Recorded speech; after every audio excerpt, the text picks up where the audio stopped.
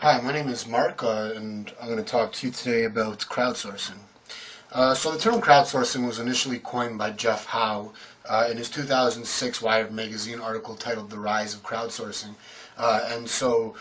In this article, Jeff basically talks about how this emerging concept is changing the nature of business. So what is crowdsourcing? Well, it's a pendulum between the words crowd and outsourcing, and Howe defines it as the act of taking a job which is generally performed by an employee and outsourcing it to an undefined large group of people in the form of an open call. So there's two key words here that Howe points out, and these are undefined and open call. And these are important because what they say is that crowdsourcing does not look for specific types of people, but rather anyone with a shared interest or shared passion for what it is that's trying to be accomplished. So it acknowledges that what might be thought to be the right person for the job isn't necessarily so.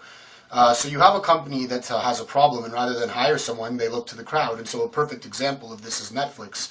They offered $1 million to anyone that could design an algorithm that outperformed their own, which someone did. So some real-world examples of crowdsourcing. Wikipedia is one that we all know. Others are iStock Photo, SETI at Home, Zooniverse, Fold.it, and these are great because they get the public involved in advancing science, although they're a little less known. But it's not always all perfect. So, I mean, Wikipedia, as we know, puts out a lot of false information.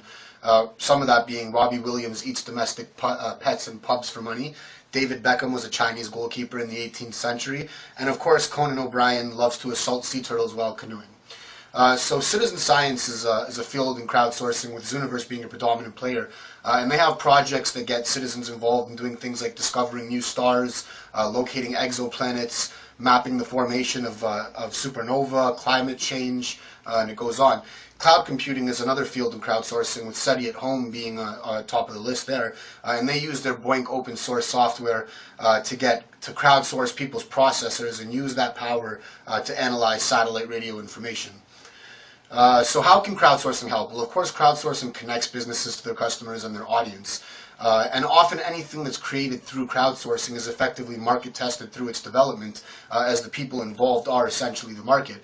And one of the great things about crowdsourcing for businesses is that it reduces overhead. They have a lot less investment, so for them it's cheaper and therefore a lot more attractive than hiring an employee or a contractor.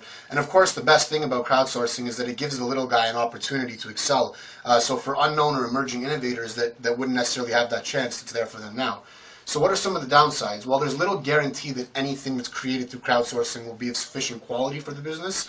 And often the people that are involved in the projects, they're customers, and since they're not getting paid, this can impact consumer loyalty and cause customer dissatisfaction.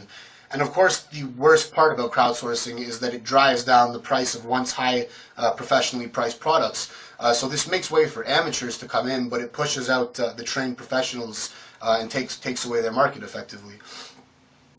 So what does this mean for business? Well, this is Hal. Hal's a professional stock photographer, and last year he made $69,000 for taking 100 photographs. This year he made only $59,000 for 1,000 photographs, so that's 10 times the work for 10,000 less money.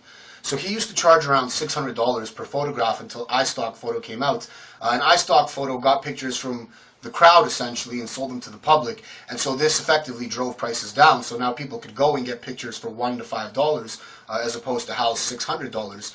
So when clients would go and do this, Hal found that he would struggle to sell his product at his price point, and so all of his years of training effectively went down the drain. So he left the industry as he didn't see a future in professional photography anymore. So you might ask, isn't crowdsourcing bad for business? Well, the answer is both yes and no. The key here, as Howe says, is manage focused crowds. So 99 Designs is a perfect example of this. They market to their crowd. They make sure that everyone's on the same page in terms of what it is that needs to be done and getting designs accomplished. So more recently, the world witnessed the power of crowdsourcing through the Egyptian Revolution. Apart from the Facebook establishment, an independent group collected images and videos from people involved and created a documentary called 18 Days in Egypt. So we've seen crowdsourcing topple governments, advance science, and it's giving the small guy a chance to take on Goliath. Crowdsourcing is in our books, our TV, radio, internet. It's all around us, and quite frankly, it will not be going anywhere anytime soon. Crowdsourcing is the way of the future. Thank you.